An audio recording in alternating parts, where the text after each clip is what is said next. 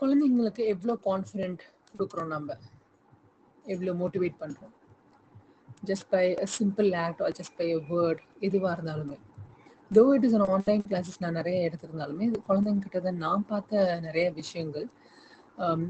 It is two way learning அப்படி தானே சொல்லுவேன். நான் குழந்தைங்களுக்கு நிறைய சப்ஜெக்ட் சொல்லி கொடுத்துருந்தாலுமே குழந்தைங்க மூலியமா I learn many perspective of things. World எப்படி அவங்க பார்க்குறாங்க, what are they going through, all those things have seen. One such incident I came up in my mind.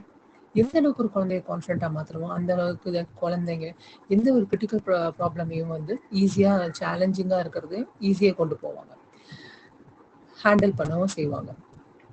Say for example, ஒரு தடவை என்னோட ஸ்டூடெண்ட், அவளுக்கு வந்து ஷி வாஸ் 3 கிட்ஸ். அவங்க ஃபேமிலியில் 3 கிட்ஸ். அவங்க முதல் கிட்ட அவள் இருக்கா.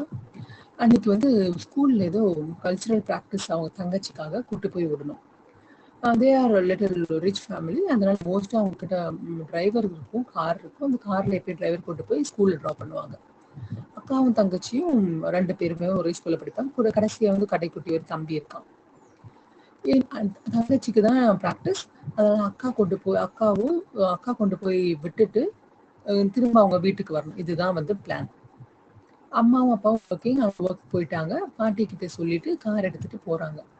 கார் எடுத்துட்டு டிரைவர் நினைச்சிட்டாரு 3 குழந்தைங்களையும் ட்ராப் பண்ணிடுறாரு. அதாவது அக்காவையும், தங்கச்சி, அதுக்கப்புறம் குட்டி தம்பி 3 பேரையும் ட்ராப் பண்ணிடுறாரு ஸ்கூல்ல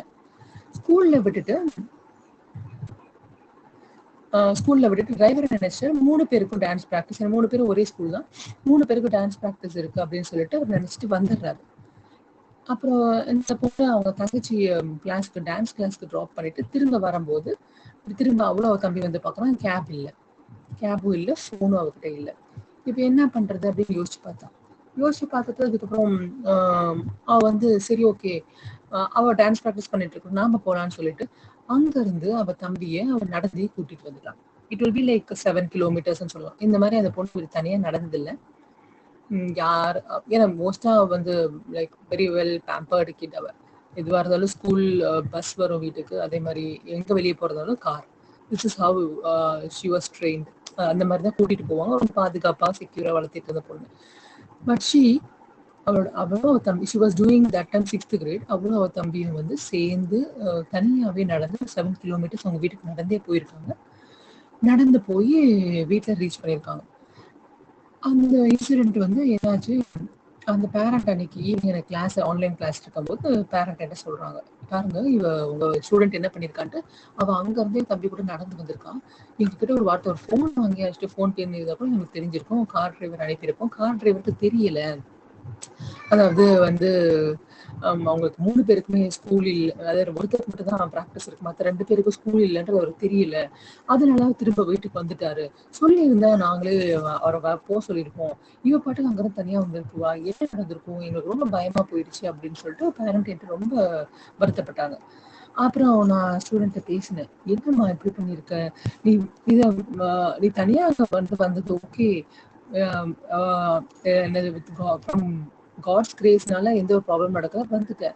பட் வாட் இஃப் ஏதாச்சும் ப்ராப்ளம் நடந்துருந்துச்சுன்னா என்ன பண்ணுவேன் அப்படின்னு.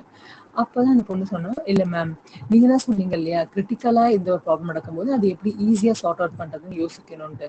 நான் தான் யோசிச்சு பார்த்தேன்.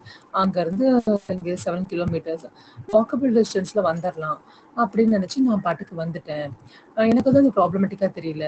அதே தம்பியை கூப்பிட்டேன். தம்பி வந்து அவ்வளோ ஜாலியா வாக்கிங் மாதிரி நாங்க 2 பேரும் பார்த்துட்டு வந்துட்டு இருந்தோம் அப்படின்ட்டு அவ கேஷுவலா சொன்னான். எனக்கு அது ரொம்ப கான்ஃபிடென்ட்டா இருந்துச்சு. I was so happy coming all